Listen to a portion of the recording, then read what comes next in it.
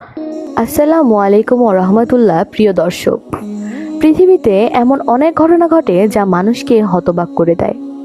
তার মধ্যে একটি হলো সূর্যগ্রহণ ও চন্দ্রগ্রহণ। কেউ কেউ এগুলোকে অশুভ মনে করেন, আবার কেউ নানা কুসংস্কার ছড়ায়। কিন্তু ইসলাম কি বলে এই সম্পর্কে? আসুন আজ আমরা কুরআন ও সহিহ হাদিসের আলোকে জানি সূর্য ও চন্দ্রগ্রহণের প্রকৃত শিক্ষা। সূরা আর রহমান এর ৫ নম্বর আয়াতে আল্লাহ তাআলা বলেন, চন্দ্র ও সূর্য নির্দিষ্ট হিসাব অনুযায়ী চলমান।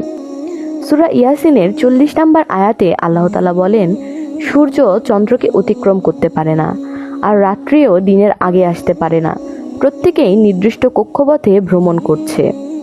এর মানে হলো সূর্য বা চন্দ্র নিজের ইচ্ছা মতো চলাফেরা করতে পারে না, বরং এটি আল্লাহর নির্ধারিত নিয়মেই চলছে। সূরা ফুলসিরাত এর ৩৭ নম্বর আয়াতে আল্লাহ তাআলা বলেন, সূর্য ও চন্দ্রকে সিজদা করো না, বরং তাদেরকে সৃষ্টি করেছেন যিনি, সেই আল্লাহকেই একমাত্র উপাস্য মনে করো। আর মানুষ যেন ভুলেও চন্দ্র বা সূর্যকে পূজা না করে, বরং আল্লাহকেই একমাত্র উপাস্য মনে করে। সূরা আল কিয়ামার ৭ থেকে ৯ নম্বর আয়াতে আল্লাহ তাআলা বলেন, তখন চক্ষু হতবাক হয়ে যাবে, আর চন্দ্রগ্রহণ হবে, সূর্য ও চন্দ্র একত্রিত করা হবে। একদিন এই শক্তিশালী সূর্য ও চন্দ্র আল্লাহর হুকুমে ধ্বংস হয়ে যাবে। এটি কিয়ামতের বড় নিদর্শন। রাসূল সাল্লাল্লাহু আলাইহি ওয়াসাল্লাম বলেছেন, সূর্য ও চন্দ্র আল্লাহ তাআলার নিদর্শন সমূহের মধ্যে দুইটি নিদর্শন। এগুলো কারো মৃত্যু বা জন্মের কারণে গ্রহণ করে না, বরং আল্লাহ এ দ্বারা বান্দাকে ভয় দেখান।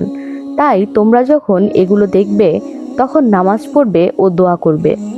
অর্থাৎ সূর্য ও চন্দ্র কুসংস্কারের বিষয় নয়, বরং আল্লাহ আমাদেরকে তার শক্তি ও কিয়ামতের কথা স্মরণ করিয়ে দেয়।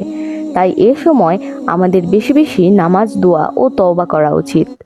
প্রিয় দর্শক, সূর্য ও চন্দ্রগ্রহণ কোনো অশুভ বা দুর্ভাগ্যের চিহ্ন নয়, বরং এটি আল্লাহর পক্ষ থেকে একটি সতর্কবার্তা, যেন আমরা তার মহিমা চিনতে পারি, গুনাহ থেকে ফিরে আসতে এবং কিয়ামতের কথা স্মরণ করতে পারি।